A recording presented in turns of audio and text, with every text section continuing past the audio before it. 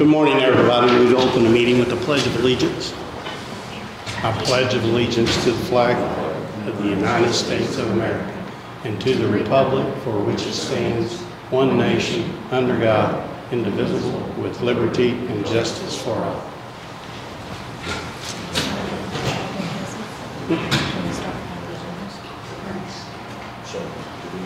We're going to.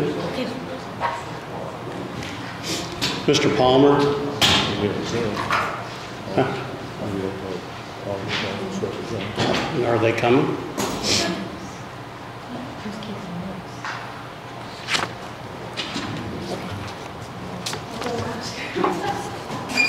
For right now, John, the auditor isn't here, so the commissioner's minutes will be official until she gets up here. So go ahead. Wait. Huh? You want me to wait? Are we looking for Erica or? I don't know who's here today. Okay. So.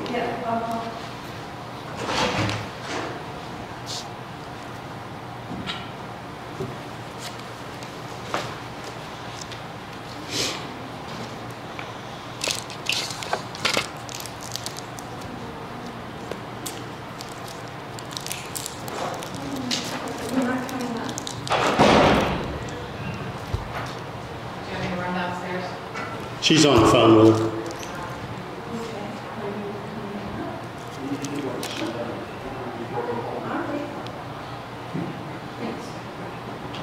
She said they're going to do it. Okay. Just wait. Just so everybody knows, the commissioner's minutes is going to be taken right here, right now. The auditor is zooming. So. Thanks, John. So you want me to go ahead and start? Yes, sir. Okay. Well, what I'm here for is to explain a little bit better, I hope, of the health projects that we have in front of us that are going to get started pretty quickly. If you remember, way back when, 2021, we applied for this grant with Brookville, and we were accepted and went through all the processes, public input, a lot of committees getting together, and all the projects actually came up from these public meetings. They were not things that you chose or the council chose or any other government official chose. These were things that came up through that process. And in the end, Franklin County has 4 projects, and one of which, the first one I'll talk about is the Laurel building. We want to create a little bit better community center than they have. Tom, you went to high school with, I think, in that building, and they acquired that a long time ago, but it needs some help. And there's some things that we want to put in there, like food bank, which is already operating, but we need still some improvements for that. We want to put some health care in there as well, both free clinics and also telehealth, things like that. These are kind of enumerated here. That project is going to consume all of the money probably that Okra pledged to us. So we had to put up between the two communities $1.5 million from this county, half from Brookville. With that, then Okra promised to give us $1 million.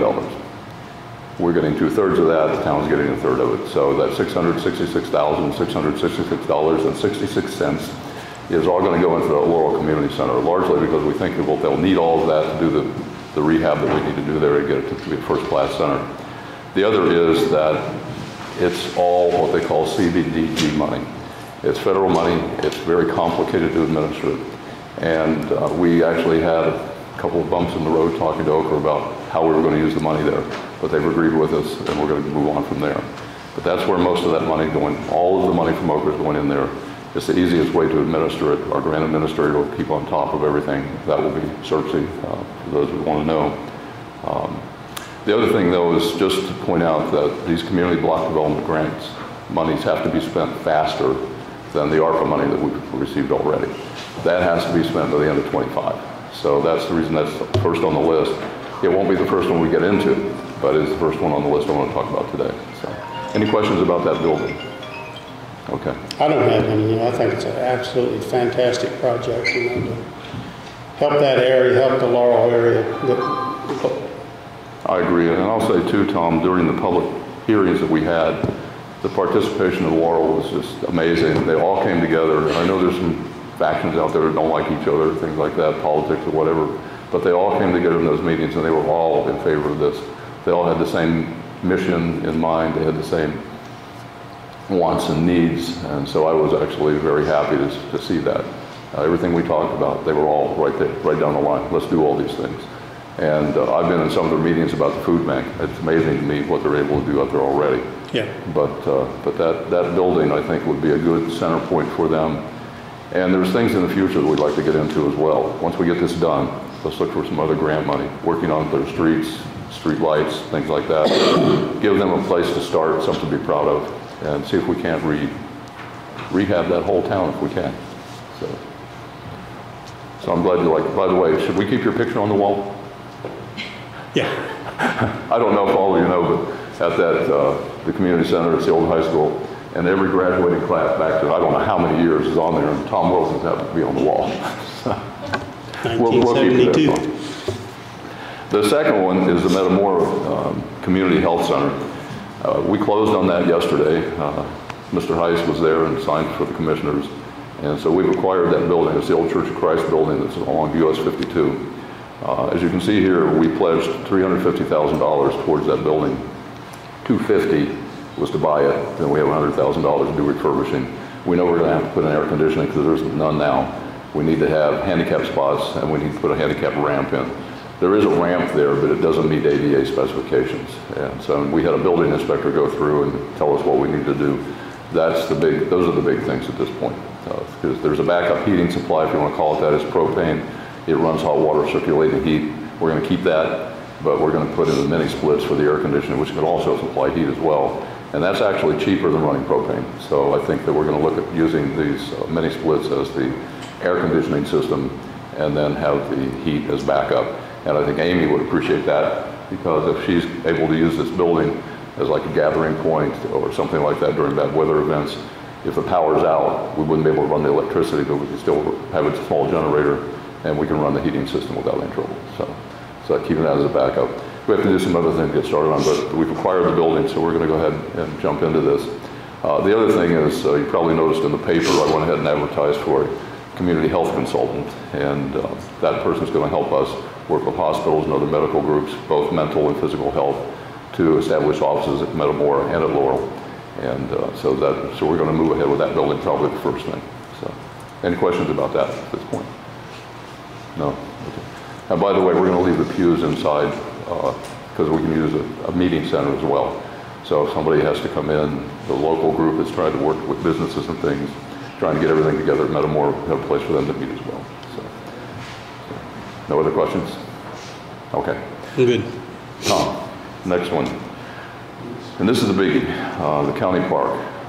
One of the things that came up was that we needed better supply of water, better supply of treating waste. With the 4-H building going in, they did some soil sampling over there and found out that it really wasn't a good place to have a septic tank and a leach field. The ground is actually too porous. And what they were afraid of, since their wells are being used now, is that if they continued to try to use the septic field that was there, with increased use of the park, simply because that building is going to go in for other functions, that we might actually have a problem with contaminating the water table. So we found a way to get the waste collected. We've budgeted about $400,000 for that. I'm hoping it comes in a lot less. If it does, then we can use that for some other things. But $400,000 was budgeted for the sewage treatment, and they're actually going to connect to the Brookville Wastewater, and we already have a letter of understanding with them to do that. As far as the water goes, it's Hoosier Hills. They're the best ones to get there, simply because they're on the right side of the river. And it's we budgeted $200,000. They thought maybe $150,000, but I'd rather be on the high side there just in case they run into some problems with trying to drill through rock or something like that. But that should supply water primarily to start with to that 4-H building, but we'll be able to branch it out and use it in other places as well, like the campgrounds and anything else that we put over there. So it's a good project from the standpoint of we're putting better infrastructure in the park. So if we do anything in the future, enhance use of it, maybe talk about having food trucks show up, maybe having better seating for the festivals that go on over there, for like the flat drags and any kind of music festivals that might be there. We're going to have the facilities there to be able to handle that now. Whereas right now it's kind of iffy. I know that when they've got the 4-H fair in full blast, they usually have to go out and kind of beg and borrow and steal all the well water that's over there. And it's kind of dicey sometimes where they have enough But this will make sure that we have enough water, even for fire suppression probably. And the last thing here is internet training. And the issue here is that by the end of next year, I think the entire county, not just 80% of us like we're headed toward the end of this year, but I think the entire county is going to be wired up. And if that happens, we're going to have a lot of people on high-speed internet that have never been on it before. And rather than trying to let them get educated on their own, I'd like to go ahead and get about 25 laptops, which we will keep here, and then periodically run classes at the library here, maybe here even at the even in this room perhaps sometimes. But I'd like to show people a number of things, and they're on the list here. Many people we found during the pandemic found a way to get on the internet and sell things, so they actually stayed open. Not everybody's done that. Not everybody knows how to do that. So we'd like to get people in here like Jenny Fowler from the Small Business Administrator down in Lawrenceburg to come up and teach people how to do that. Also, how to avoid scams. That's going to be a big problem because many people don't realize how fast somebody on a high-speed line can get into your computer and steal stuff and get back out again. And so if you click on some bad email, you may not realize you've just opened up a gateway for somebody to come and get to your computer. So we want to show people how not to do that as well. The other big thing, though, is out in the western part of the county, like with Laurel and Metamora area, they're in what is termed a food desert. And I hate catchwords like that, but what it means is they're more than 10 or 15 miles from a grocery store. And many people that live out there don't have good transportation. Just driving from there to Brookville to shop at IGA is impossible for some people. They just can't get here. And so we want to actually try to teach them how to order food online. And I did check with the owner of IGA and asked him if he delivered food out there now. And he said no. I don't know that he would be amenable to that, but I let him know that there were alternatives, and he said, fine, you pursue whatever you have to. So we're not trying to cut into anybody's business is the point of that. But we want to be able those people to get fresh food. And online too, if somebody's on public assistance and they have what they call an EBT or SNAP credit, Kroger's, for instance, has that already on their website. So if you say, I need a dozen eggs, it'll say EBT and SNAP eligible. So we'll know how to, we want to teach them that so they know how to do that. So if we don't have a grocery store, which I think is going to be almost impossible to do in Laurel and Metamora, we still have access to fresh food. And that's probably the most important thing about that, I think, at this point, is that if I can teach people how to get better food. And that's part of what we've been doing with the food garden out here, also the one that held at the Laurel Library. But you can't feed everybody with those two small gardens. So, any questions on that? Yeah, it is a great project. Well, go ahead. Go ahead. Well, I was just going to say, each one of these came out of those public meetings, and that's what Over insisted on, and I'm actually glad we did it that way, rather than me sitting down, or you sitting down, or the council sitting down, so we need to do this, we need to do that, we do this. We actually found out what people thought they needed, and this was not just 1 or 2 or 5 or 6. It was, we had over 300 comments that all this came out of. So, and we had university partners help us as well. So when it comes to all these projects, they helped sift through all of that information that we got and sat down within a smaller group and went through and found the best projects. Now, one thing I do need to tell you is that we have to spend every penny of the $1 million that we pledged. If we don't, they will take some of that $666,000 back. And we just had an email last week, I think, from Okra saying that we want to keep records of this. So about every 2 months, we're going to be working with them and showing them receipts and things like that. So the price of the building yesterday, the deed and things like that, we have to keep a record for that.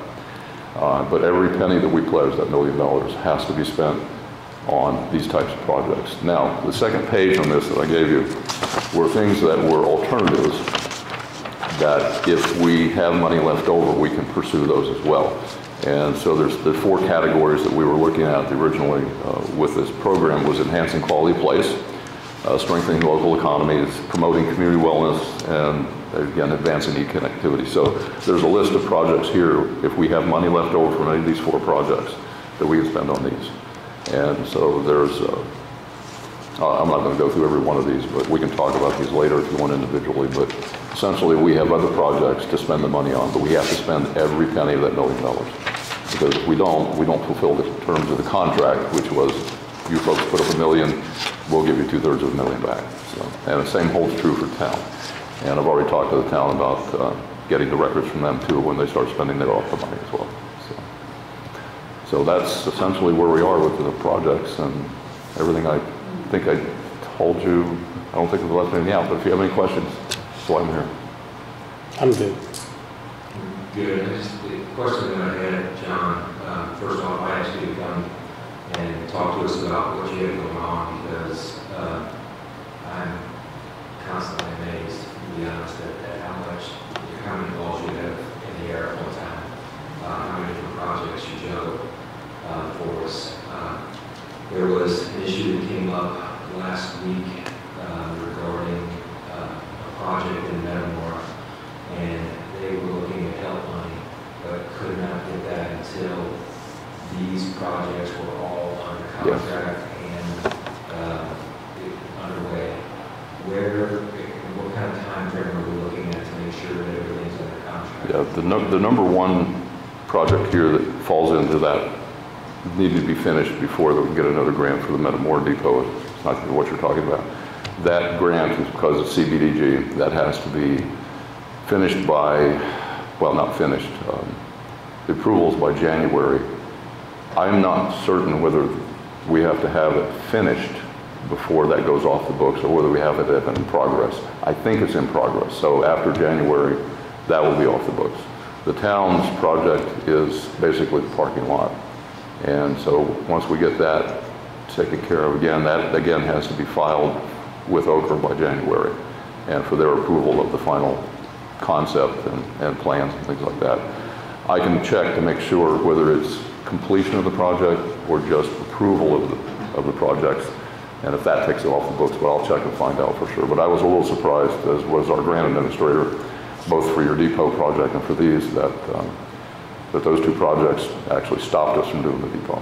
So it was a little bit of a shock, to say the least. So, but I'll see if we can find out whether it's when the project's finally approved by Okra or whether it's actually finished. But we would like to get these finished by the end of 24. I don't want to string them out too far anyway. It's even more imperative if they do impact getting money for the Metamora Depot. So. I was under the impression that you said we had a contract underway, not completed. That's what I think, but I just need to make sure. Because I will tell you one thing about Okra. They're a good group of people, but it seems like if you ask one person, you get one opinion. You ask another person later, you get another opinion. It's almost like the IRS when you call up and say, hi, I'm going to do this, and somebody says, oh yeah, you can do that. And then you call up again and say, oh no, you can't do that. So it's a little bit fluid, but let me nail it down and get something in writing. One question on the water at the park. With Hoosier Hills, did we give Brookville and Franklin County Water the opportunity to bid, or did we assume that because they're on the other side of the river that they couldn't get theirs? General discussions was that it was better to do Hoosier Hills. If you want to, I can actually get something in writing for both of them. But essentially, a big part of any water project like this is where you actually have water lines and where you can run them, where you can't run them. And Hoosier Hills is ready, and they're in the right place. They don't have to cross the river. So just in general, and the price is not bad for what they want to do. So, but if you'd like me to get something in writing from Brookville and Franklin Water Association that they don't want to do it, I can do that. So. I don't hold anything up, but I think it would be good to at least present them with the opportunity to decline. Yeah.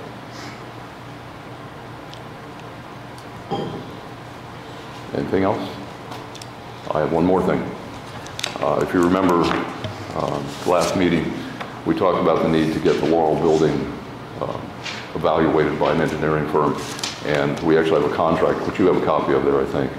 And essentially what they're going to do is evaluate the building, find out the deficiencies, what has to be changed, then also talk to the stakeholders like the town of Laurel and us about what we want to see in that building. Then they come back with an architectural rendering of what it would look like, and an estimate on the cost to do all these things.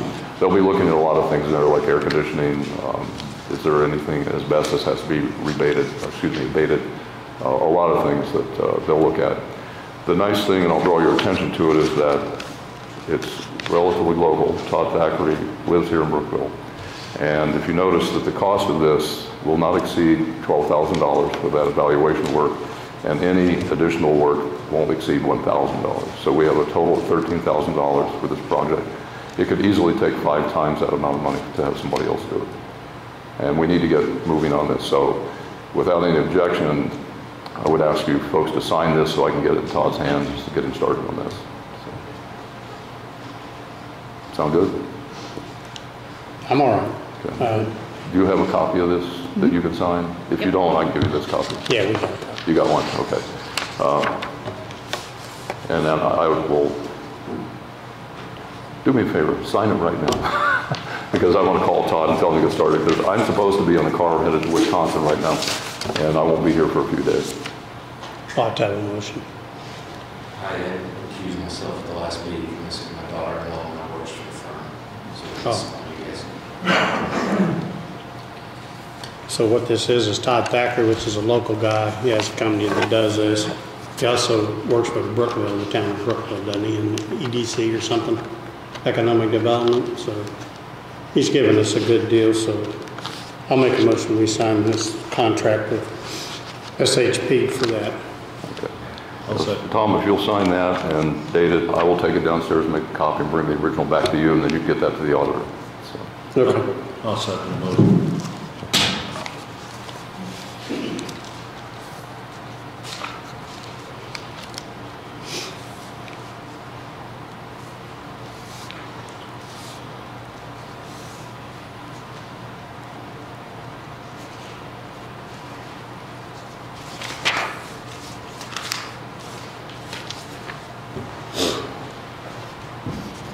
Thanks, guys. I appreciate it.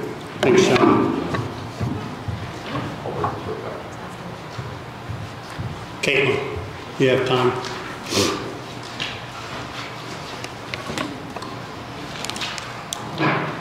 The APC gave a favorable recommendation to change the code as far as the size of sites to require more than one septic. There's a new state legislature that passed that says they're no longer requiring 2 septic sites on a parcel. And they also said that you can't enforce more strict rules on the local level. So we are only allowed to require 1 septic site. So we've changed the zoning code to kind of reflect that. So before you had to have 2 septic sites, and that second septic site it couldn't be built on. You couldn't put a garage or a house or nothing on it, Yeah. correct? Yeah. And we're changing that to 1 site per site. Okay. Anybody have questions for Caitlin?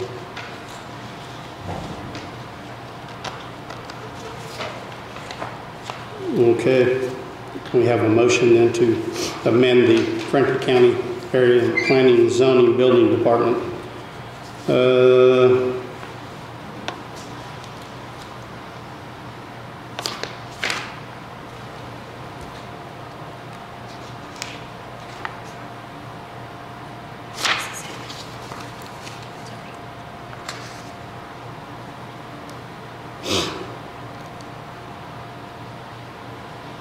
And that's all it's doing is amending the 1 acre or larger with 2 septic fields.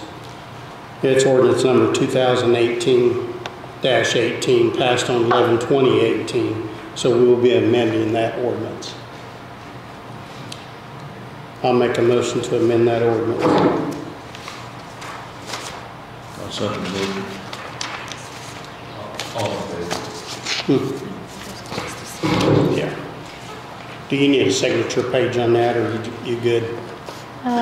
Probably should, yeah.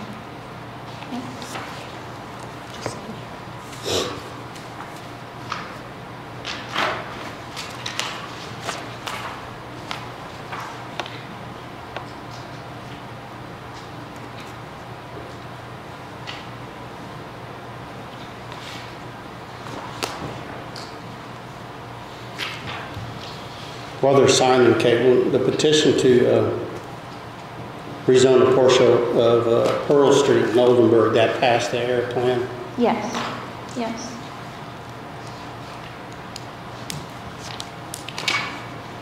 So rezone it from what to what, please? It's going from multifamily residential to local business. Anybody have questions for Caitlin on that rezone in Oldenburg?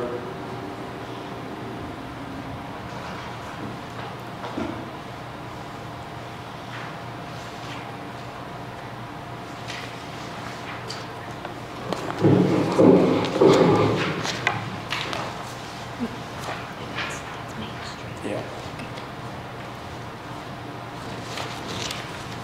If we have no questions, I'll make a motion. We rezone a portion of Pearl Street there in Oldenburg for the Meyer family. They're the ones that petitioned it. I'll second the motion. Just sign on the bottom there, Jerry.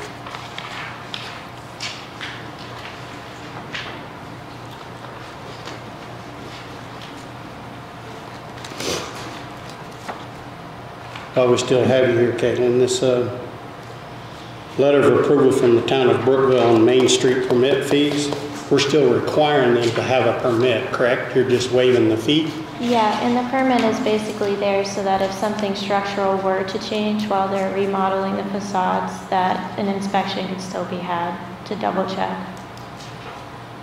It's just to keep it safe.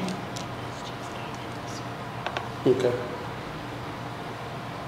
So we're trying to improve the city, the town. Anybody have questions for me? I entertain a motion to sign this letter of approval.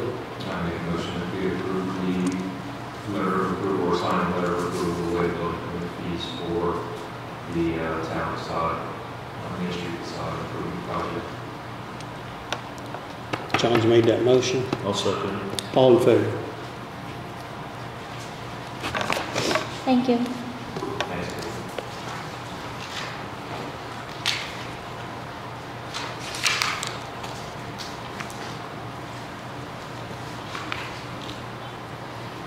Amy, do you have anything you're on the agenda? I think we're going to skip it until a future meeting. Okay, Thank you. thank you.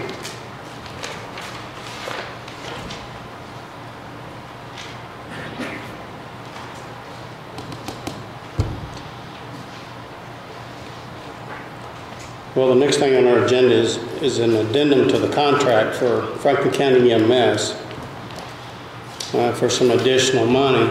I think at a previous council meeting they approved to do that, but the money has not been approved or appropriated yet to do that. So I would make a motion as soon as council approves this that the contract be signed to give Franklin County EMS their additional for the rest of this year. I'll second that motion. All in favor? It's actually $50,000 a month from September, October, November, and December of '23. Council committed to approve this at a joint meeting with council and commissioners earlier this year. Yeah, we just need that approval, or that to be appropriated. So as soon as, Bill, as soon as that's appropriated, I think at the next meeting, November 28th, we'll start receiving that money. Next thing is a very important thing, Mr. Barry Ritter.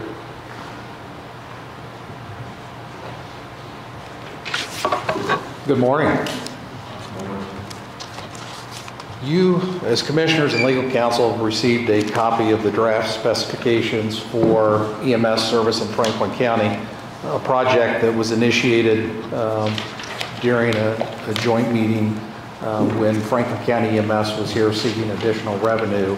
And there was a consensus that taking EMS service in Franklin County to a competitive process through an RFP was the right thing to do for the citizens of Franklin County, for county government and for Franklin County EMS as the current service provider.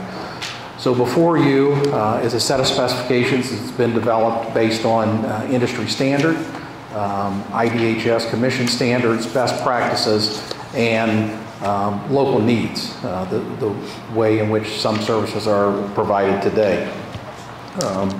The specs have been drafted in a manner that would lend itself for proposals to be submitted by qualified EMS providers who would have an interest in serving Franklin County. Our original goal was to have this project completed and under contract by the end of the calendar year 24 or 23. However, that obviously was not going to take place. So your legal counsel is drafting a contract for a month-to-month arrangement with Franklin County EMS, and I'm not sure where that stands as of today. Understanding that when a county is going to do a competitive process to solicit services for EMS, those providers are going to look at the demographics of the county, the service area of the county, the possibility of services that could be served beyond responding to a 911 call. Any financial obligation that the county pays to a provider is not in a hold harmless environment. You are not making a payment to hold any entity whole in their operating budget. That subsidy that is paid to that provider through that contractual arrangement is for that provider's pledge that they will have an ambulance or ambulances available to respond to 911 calls for service. Future contractual obligations between the county and any provider will include those expectations in an environment that serves the provider but also serves the county and those service level agreements that would be expected. In approaching it this way, then what that precludes is a provider needing to come back and ask for additional revenue because they can establish their operating budget for future years because they know what has been contracted through this competitive process. So I think the approach this way in Franklin County is fair for all parties who may be involved in the process. This set of specifications provides for 2 bid alternatives, and you've noted that, and I've answered some of your questions, that it allows for a provider who provides basic life support, EMT level or low level advanced life support, which is the advanced EMT, which is the level of service you receive today from Franklin County EMS. And then bid alternative number 2 is for a service provider who is providing service at the paramedic level or the higher level of advanced life support. Those alternatives are included in the specs, and a provider will have the option of providing a proposal for one or both alternatives in that bid or in their proposal and priced accordingly. The specs call for a 4-year contract, and that ask in the proposal is to allow the county to enter into a long-term contract that then is not repeated every year, but it allows a service provider to plan over the course of those 4 years, and then the county just simply has the responsibility to manage that contract. And then the contract will have language that allows both parties to enter into an agreement to extend the agreement for a term not to exceed the original life. So you would have the opportunity to extend the contract for another 4 years if that's what you chose to do at the end of that time. Barry, we have that opportunity to extend it, but do we have the opportunity to decrease it if they're not performing the guard duties? Can we say we'll give you 30 days notice and da-da-da-da? Yes, there'll be an out for both parties in the contract. There will be quality assurance requirements in the contract that we draft for a provider.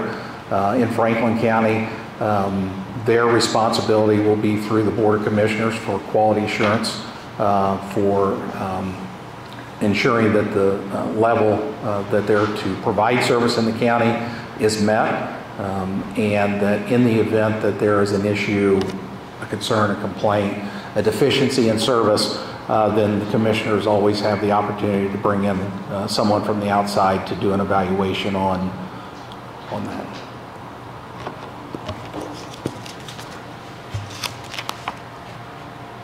I think with that, where we move from here today, upon your approval of these specifications as they are ready for publication, I do have a legal ad here that I'll leave with you all for your legal requirements for advertising, and then we will distribute the specifications to known qualified providers, because it is a pretty aggressive schedule in the coming weeks for us to ensure that we're under contract with an EMS provider.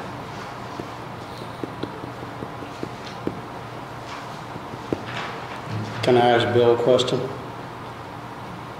Is that all right, Bill? Can I ask you a question?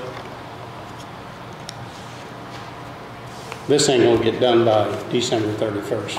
There's no possible way, I don't think.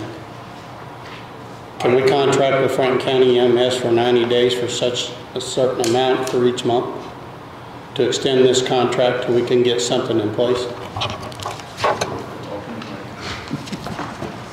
So Franklin County EMS submitted a contract for 2024 to the commissioners in September, I believe, and it was the board's decision to ask for a one-year contract. I believe in the past, these contracts have got passed back and forth. That's one of the reasons we entered into a 3-year deal at one point, was to find something we all could agree on. But at this point, I can see you guys sending that contract you have in your possession back to EMS and asking that there be a termination clause or something that gives you guys the ability to say, hey, this is out for bid. We got the bids back in December. No one can put it into play until March, and you'd have the ability then at some point in time to be able to ask us, or to tell us after March 1st you're no longer in service, we have someone else. So that would be my recommendation, because I do believe that the general public needs to understand that on January the 1st, within 60 days, they have no coverage unless we can get this thing in place beforehand. And I do think that Franklin County EMS is going to have to read it, absorb it, have multiple meetings to accommodate it, create a contract, present that contract back to you or Barry for your, at some point when they'll all come in here at one time, am I correct? The proposals? The proposals. So you'll have the opportunity to open all the proposals up in a public meeting, I guess, like all those others. But my point to you, Tom, would be that I'd have to take that information back to the board, and the board, I'm sure, will hold a special meeting so they can start expediting this process as quickly as possible. But I do know that the board's decision was to provide you with a one-year contract, and they did. If you guys want to amend that, you could always amend that and kick that back. Well, it's vital that we have EMS coverage January 1 till something is bid out or somebody wins a contract for the rest of 24, whether it be Franklin County EMS or somebody else. We got to make sure that on January 1 there's coverage. That's why I've said all along, I think this thing needs to be, and I can say that at our board meeting, I was the no vote. I was the one who, I want to say, said we need to be in a negotiable position and be able to give you guys the ability to hire someone else and us be able to step aside, or hire us and us be able to implement the process. If we were to implement something along this page, I can't see us implementing this thing for 2 or 3 months, because we've got to get the personnel and everything in place. Someone else would have to find a facility or whatever to be able to do so too. So I don't know if anybody's going to snap their fingers and in 60 days employ 25 people and be able to put that in play. I don't know if we can. We have that board. I do have a board member here, but I do think that to take the contract that we presented you in September and amend that or adjust that, put verbiage in that, tell me you want a 30-day deal. I don't think they're happy about that idea to say we're going I don't feel comfortable saying, we got 60 days and I don't feel comfortable right now, okay? And so my thought would be, you should have something in there and an ability to cancel, fire us. I mean, there's going to be something in this one, I would assume, that you have the ability to say, hey, you're not living up to your expectations. We're going to look for someone else, so. Okay. Are you Zooming, Grant? No. No. I would ask, if it's all right with you guys, ask Grant to look at that contract that Franklin County EMS sent us in September and to amend it with those clauses in it for 90 days after the first of the year through January, February, March, through March at least. Is that okay, Mr. Ritter, you think?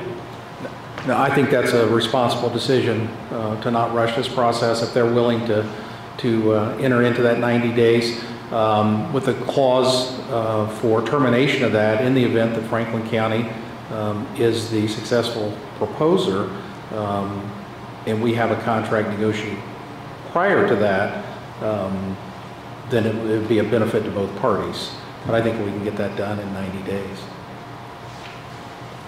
So while you're here, Bill. So for clarification, we would enter into a 1-year agreement, but in that 1-year agreement, there would be a termination clause that says that we can terminate that in 90 days. I don't believe they're going to go for a 90-day deal, but they'll go for a 1-year deal that might have a termination clause that says 90 days. That way, if we decide to do in March, we decide to terminate it April, May, June, or something like that. I'm just saying, I would like a 1-year, you see what I'm saying, Barry, is a 1-year deal with a termination clause that gives them 90 days. I might be able to sell that. I think I would leave that determination up to your legal counsel as to how to best structure that to meet that need. Yes. Yeah, that's the reason I was seeing if Grant was Zooming, so we'll get that message to Grant to do that, Bill. Perfect. All right. Perfect. Thanks. Not to interrupt you there, Mr. Ritter, but I think it was important that we try to clarify that we have some kind of EMS service, General 1. Yeah, absolutely. And I think it's important to note for everyone that this entire process was not developed to put Franklin County EMS at a disadvantage. In a public meeting, Bill encouraged local government to go to an RFP and put this out for everyone to understand what the cost of EMS is and what their needs are. And so they have been a very willing participant as we've built this project. Well, Franklin County EMS has been around many, many years and has served the county very, very well. They've went up and beyond the call of duty, I believe, and stuff that they've done, you know, but I think now it's time to up the service to a paramedic level, you know, for the people of the county. And I think Bill understands that. I mean, and EMS is one of those things in public safety that's expensive. Yeah. It's like law enforcement or fire. To get that level of service, it costs money to operate. And we want the best level of service for Franklin County at the most affordable price that allows the provider to operate. One question or point of clarification that I had as I read through the alternative one, and then as I review going over it, just to make sure at that lower level, the alternative one, that quote would still require 2 advanced life support are available 24/7, correct? We don't have one ALS that's chasing 2 trucks around the county with this proposal. We would leave that up to the vendor in their proposal, in as much as Indiana has suffered a loss of paramedics and they have suffered a loss of EMTs. So the number of available trained personnel is limited. In addition, paying for a paramedic to be on every ambulance is expensive. So what we've seen in the industry is that in some locations they're using chase trucks. And Bill has used this for his advanced EMT, that we would allow them to use a chase truck, because if we have a paramedic, let's say in Laurel, and they get an ambulance run, and it's not a paramedic level run, but they leave the county on a transport, and then we have a run in Brookville, and we don't have a paramedic available here, then we've wasted that resource. If we allow them to use a chase truck, and that chase truck starts for that call for service, and the ambulance says, you know, this was a minor fall, no fracture, we're going to transport them for an evaluation, the paramedic doesn't leave the county. The paramedic stays here on a chase truck for the next call that may require that level of medical care. I agree with you. I mean, when the call comes in, your protocol should determine whether the medic chases or not. You know? Correct. And the timeline you outlined here would have everything done, and advertise immediately, and within the time frame that things should be returned, we would have a provider under contract to begin February 1, based on conversations we just had. We think that may not be possible even with the outline we have here. We would still try to achieve that. The outlier, as Bill mentioned, would be depending on the level of service that we contracted with a vendor. In the contractual arrangement, are they going to be able to equip and staff by that date the number of personnel, or do they need that additional 30 or 60 days to reach that level? If through the process the decision is made that we want paramedic level of service, even Franklin County EMS is going to need time to reach that level of service and have that personnel and that certification to operate. So that is our target date. That would be fluid, but we would still only be paying one provider for EMS service. And I think that was Bill's point, that if it was another vendor and they weren't staffed and equipped, that if they had that 12-month contract and that 90 days turned into 120, Franklin County still has EMS service operating here. The goal is not to extend the process. It would be to reach this the best we can.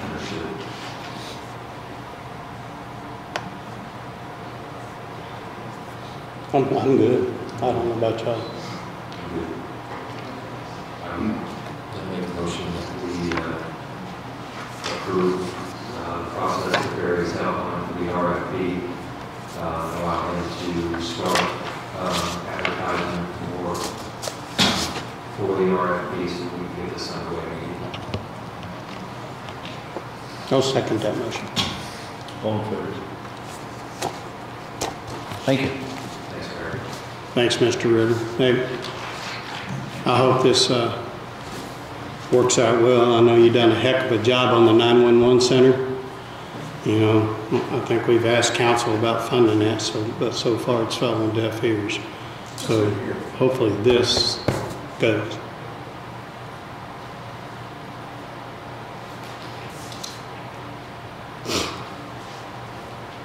All right. Missy, you've been sitting there patiently, I know. I'm just here for our quarterly invoice signing for our bills for the quarter, third quarter.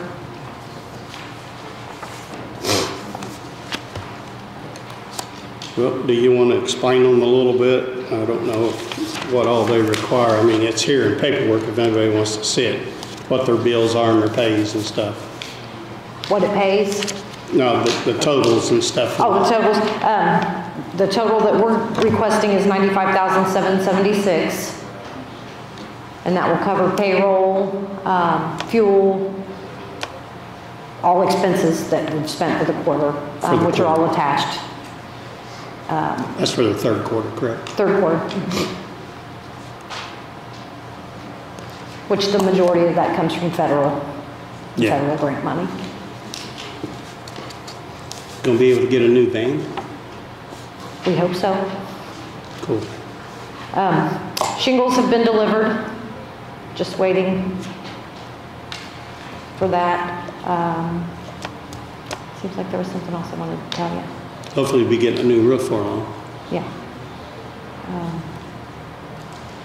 I think that's it for now. I'll entertain a motion that you guys let me sign her third quarter reports. I'll make a motion to approve Tom's signature for the request for reimbursement. Oh, I do know. 5,776 as presented. I'll second it. All in favor? The other thing I wanted to say, if anybody knows, we are still struggling to find a part-time, 1 or 2 part-time drivers. So please spread the word. If anybody knows of anybody, it's a great job for somebody that's retired, that just looking for a little extra to do. Our part-time drivers are working full-time hours right now. And there's nothing I've tried to work schedules and I can't get them under. What are the requirements for that person to do jobs? They have to pass a drug test. They have to be able to pass a physical, which is a basic physical, and a police background check. Yeah, Push a wheelchair. driver's license. That's push a wheelchair. That's the most strenuous part. But if you can spread that around, we really. But it doesn't require a CDL. No. If you get hired, you need a for-hire license, which is you just go up and take a test and get the endorsement like a regular license. It just says for hire. You need 2 part-time drivers. I'd like to have 2. I'd like to have 1, but 2 would be great. Just making the media aware so they can help put that out for us, that Franklin County Transportation, Public Transportation is looking for 2 part-time drivers. I've been splattering it all over, but I thought I've seen. I will keep telling, I'll keep spreading. And that's all I have.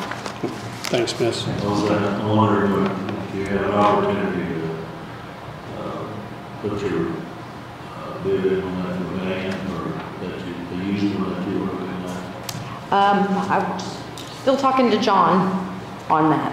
Okay. Okay? He's supposed to fill me in when he knows more. Okay. All right? That's all I Thanks. have. Quick, we had a group approach us, I talked with you last week, I think, Missy, regarding the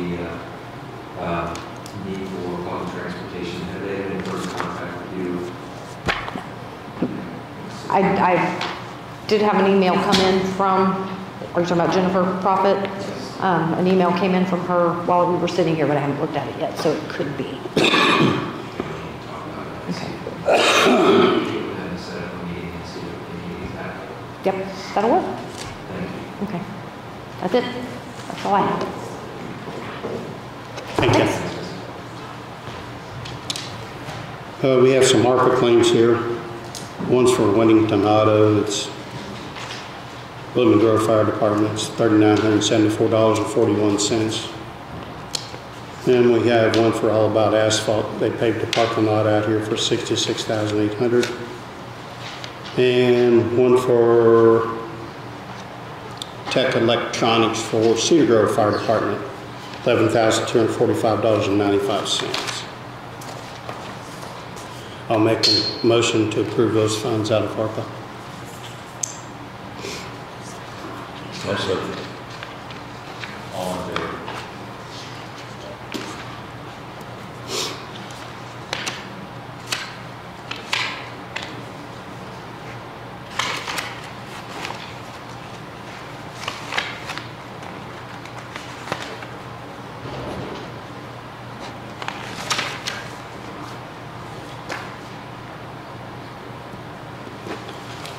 Okay, we have a resolution here to amend the E911 dispatch work week and work hours. I think this has been discussed and read at our last meeting. Is that correct? I remember something about it. Is there a resolution number? This is just the formal one. This is the formal resolution for signature? Yes, this is the one that's cleaned up for signature from her. It's resolution number 2023, -32. a resolution amending E911 dispatch work week and work hours.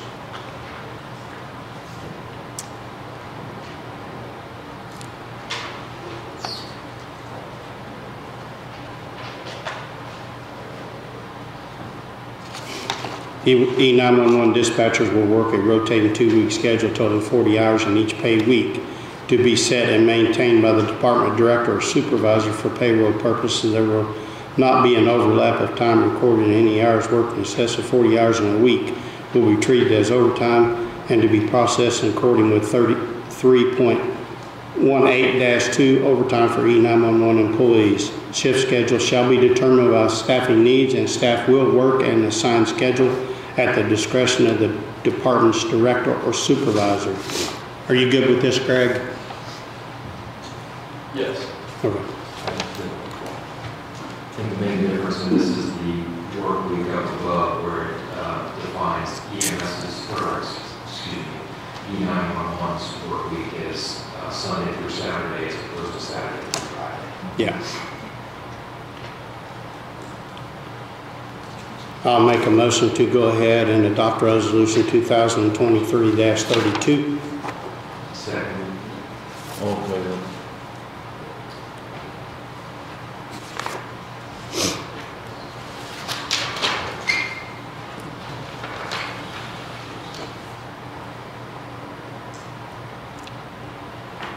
I think at our last meeting we established a vicious dog ordinance, but we failed to set a fee for registration of a vicious dog. So right now it's up for discussion. I think Jerry recommended $50 for a probationary fee registration. Do you have any questions on that, John? Or once we do this, we can advertise the ordinance, but we did not establish that fee.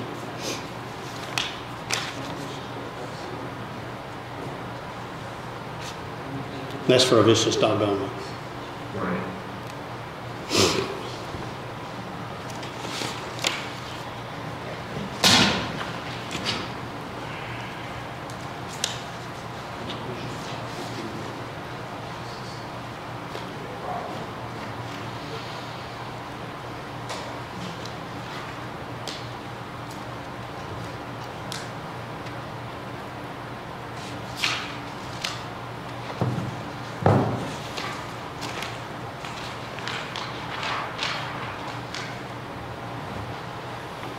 With the fee schedule that's outlined above,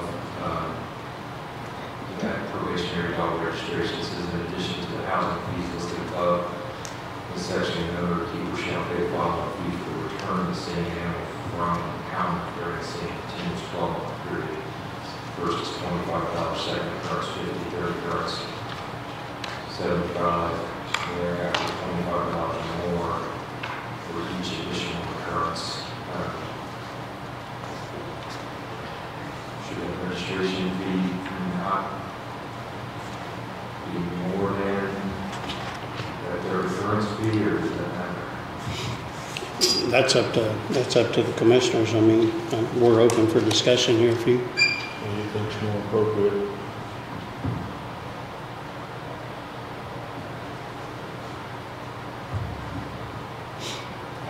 I don't keep anything from doing it.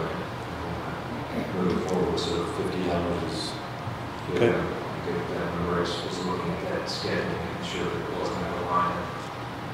Go with the lesser number there. Yeah, I mean, if they're going to want to keep a vicious animal, you know, they're going to have to register it. So it should cost them a little bit of something.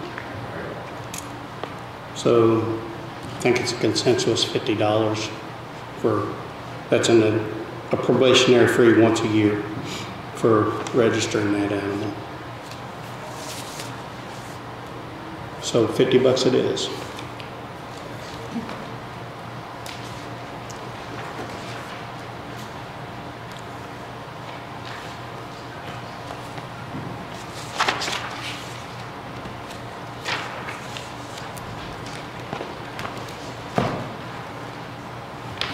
Commissioners, is that an annual fee they pay every year? Yeah. It's an annual fee.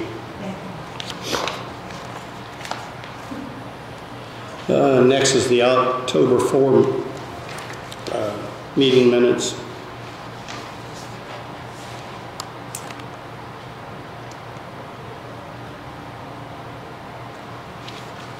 Is there any additional corrections to the minutes that you've got read?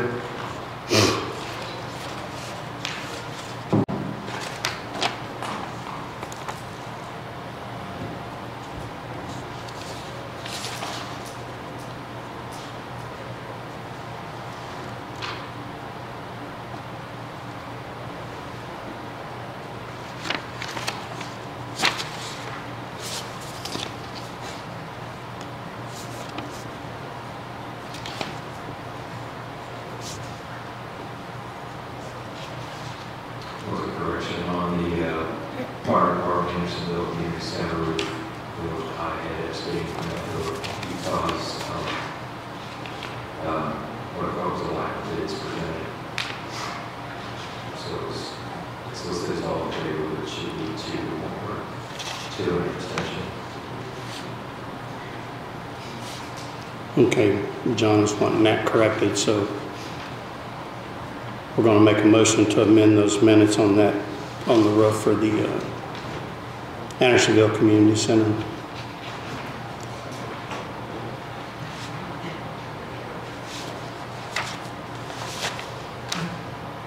Is this the official?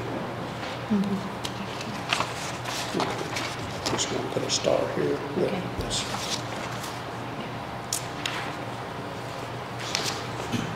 So I'll make a motion to adopt October 4th, 2023 Commissioners meeting with the change that John made a motion that on the Andersonville Community Fire Department roof, it was not an all in favor, it was 2-0.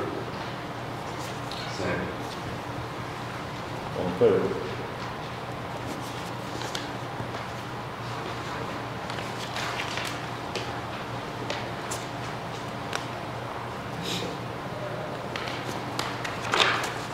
Meetings from 8/2023.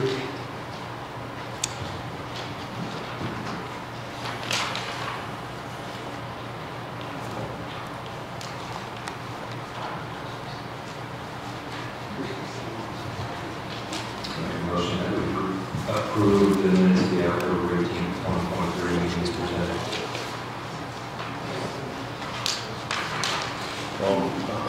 I'll second the motion. All in favor?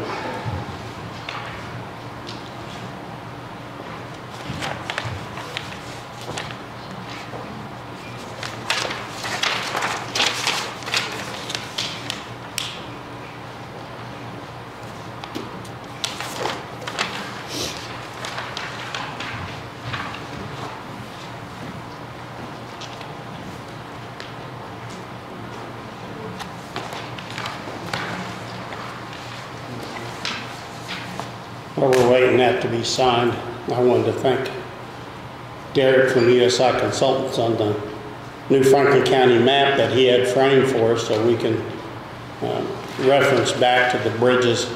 It's pretty neat the way they've done that. They've marked the weight limits and the bridge numbers on the map, so it's pretty cool to easily locate what you're looking for. We appreciate that, Derek. Well,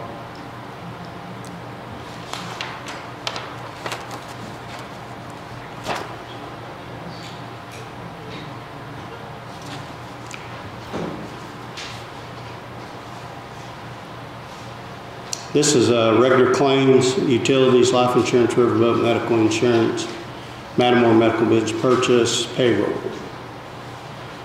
Claims, $452,680.36. The utilities, life insurance, medical insurance, riverboats, $232,260.51. Medical building purchase, $250,572.50. Payroll, $211,158.58. Auditor has approved the issuance of these warrants for various distributions from the taxing units, and the auditor has signed that the claims are all due and faithful. Entertain a motion to approve claims, utilities, and payroll. motion to approve Second. All in favor?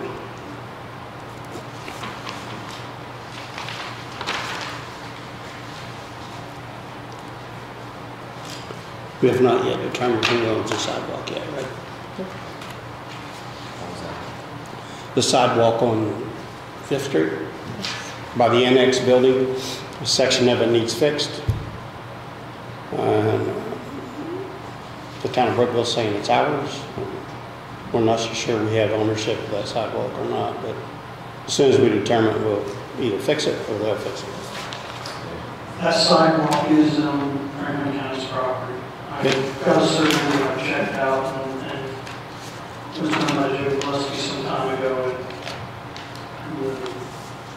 The right of way is well out in the street.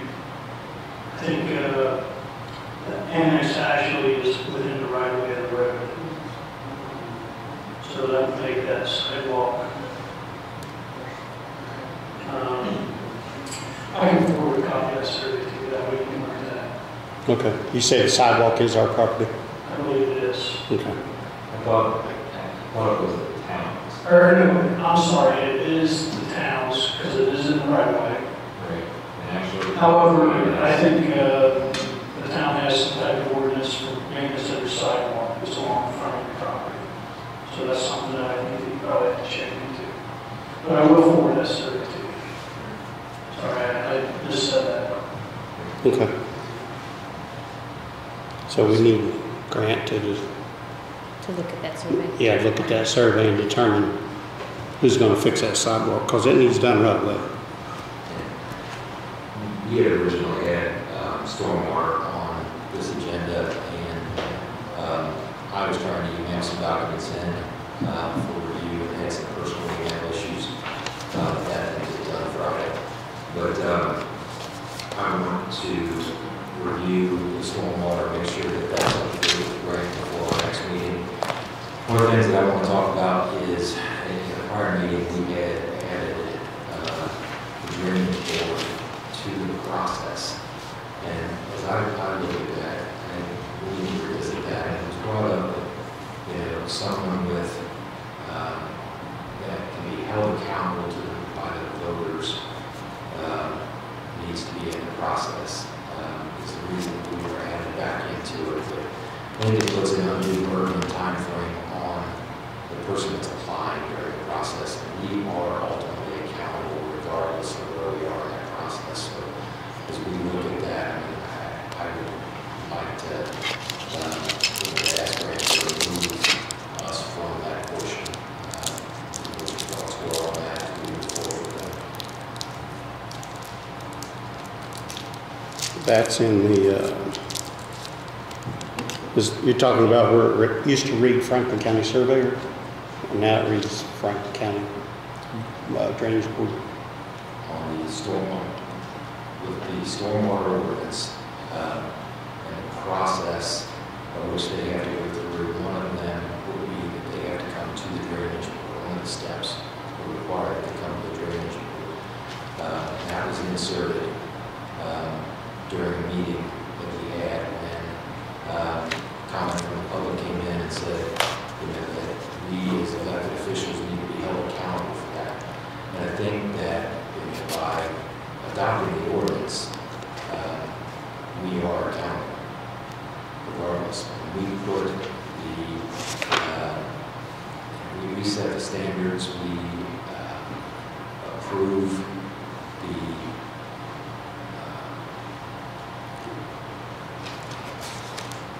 we are approving those standards and therefore be accountable for that. That's what I'm saying. I just think it's an undue step that's going to add a couple of weeks to something that might be applying. So I'm going to look at that and removing that step from the process. I want your thoughts on that before I do so. It looks like it was Area Plan Commission and then they moved it to Franklin County Drainage Board. I got that somewhere in here.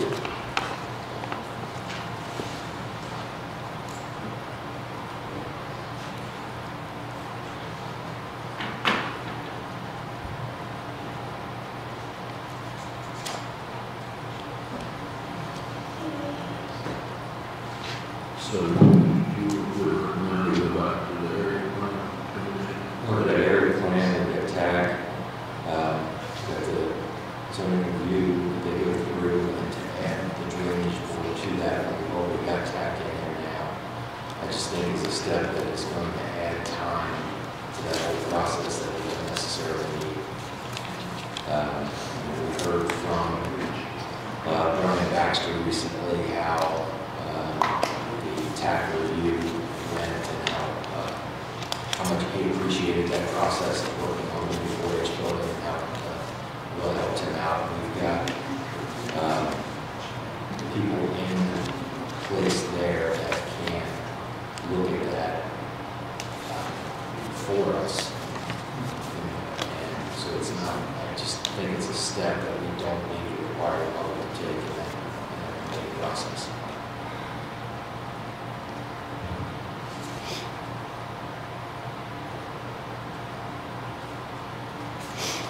I'm going to have to find that, John. And it's just something Have you got it? on as I, put it together and I'm working with Brian on finishing this up, and I'll make sure that it's on our next agenda and get this thing done one way or the other so we can bring it to a vote. But I'll let you guys know that that is a step up for me as we move forward with that. We answered that at a meeting a couple months ago.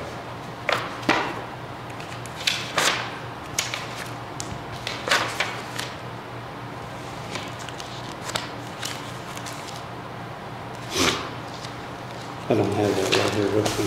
So let's look at We it. have to be on it today. It's just something that I need you to look into before we do get that in front of you next time.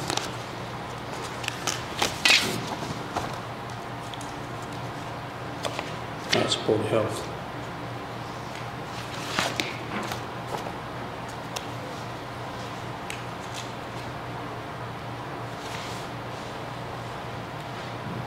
Okay, we'll look.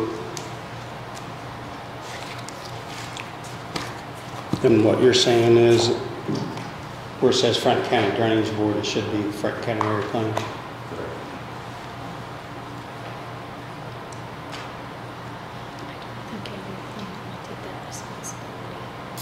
I don't know. I can't remember. It's been so long now. I'll have to look at it. Do you have it somewhere electronically or not? I do. I need to get it updated. All right. Send it to you. I'll send it in both formats. If you can send it to them, I'll have them print it for me. All right. Anything else you guys got?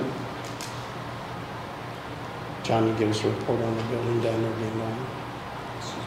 The old state road one, or state building that we acquired, a report on it, which it is now gone. Yeah, the old state building has been demolished. I know Justin, I believe everything's been hauled off now. I haven't been by there to see if it's like 7 containers. I'm calling today. they haven't got the dumpsters picked up yet. No, Justin just called. So everything's loaded up and ready to haul away. I believe he had a walkthrough with the town as well. They're good with that. The only thing we may need to do, depending on, we've got an urban area, we may need to, we need to fence off the salt dump. I think Closed up. Town doesn't want to move the fence on the back line, so it's going to require some additional fencing from us to close that up and make that secure so that we don't have any problems with it. Yeah, I think that was in the negotiations that we secured that salt mill.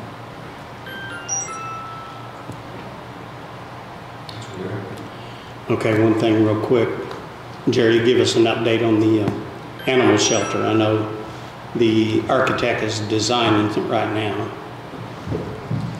I think it's out cost to some concrete people that I know, just to find out if they would be willing or able to do that. And one of them responded they would probably be able to, but that's all, that all gets put out anyway. So we still don't have a final drawing from Jim Dunbar, and hopefully that'll come real soon. It's been dragged out way too long. It's getting cold. Yeah, so we're gonna try to make sure as soon as we get it, we put it out a bit and get it started. All right, anything, Larry Smith? Any updates on bridges, roads, or anything else in the county? They are going to announce the community crossing this Friday. Friday? We will find out about that.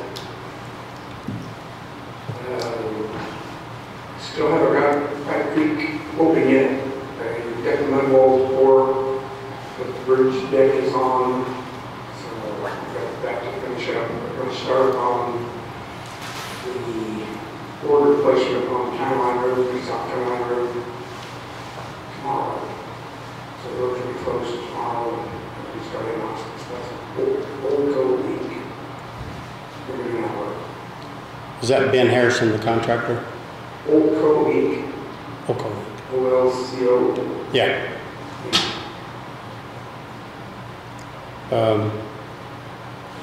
We've got two structures on box stores that the county's going to put in, that Ken's going to start on first next week. Yeah. The people that live there on Pocket Road probably need to be notified that that road's going to be closed for several days. And the school probably needs to be notified for school bus traffic. We'll take care of all that, hopefully. Can you real quick explain to the public the process to get a speed limit sign and change the speed limit? We've been having a request on Kokomo that's 45 miles an hour, and they say it's too fast. The process to change that from 45 to whatever that you would determine. Basically, it has to be done by some kind of engineering study, which means we go out and take a look at when we do traffic counts and when we do speed counts and based on roadway length conditions to determine whether or not it's good or should be lowered. The Board of Commissioners has to ultimately say yea or nay to any changes. Okay. Do you get much calls up there, Greg, around that area for speeding? None that I remember. Okay. We get calls all over for extra patrols, but it doesn't stand out. All righty. Anything else? Make a motion to adjourn? Oh, I'm sorry. I'd like to maybe request a drainage board meeting, possibly at the next commissioner meeting or the one after. Reason for that is county assets are being tracked through the system, and part of that is the surveyor, drainage board has to track our asset going to legal drains. I believe all the commissioners received an email from Darren Bates. He helps 12 other counties in regard to that. So I urge you to read that email and get yourself familiar with what that's about. What's on that? It's about establishing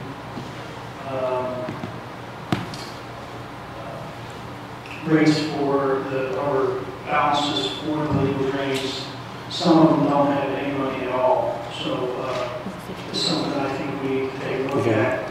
Once we establish what those assessments or balances need to be, then I can plug that into the asset system. This is part of our state compliancy that our auditor is asking us to do. So it's something that we as a drainage board have to do, or have to have some action on. So, and another thing that I'd like to just give you a quick briefing on is just the weir drain that crosses under the railroad, the Indiana Eastern Railroad. I've been working on that for at least a year. We're dealing with CSX. They've been extremely difficult to communicate with. Finally made good communication with their lawyer down in Jacksonville, Florida.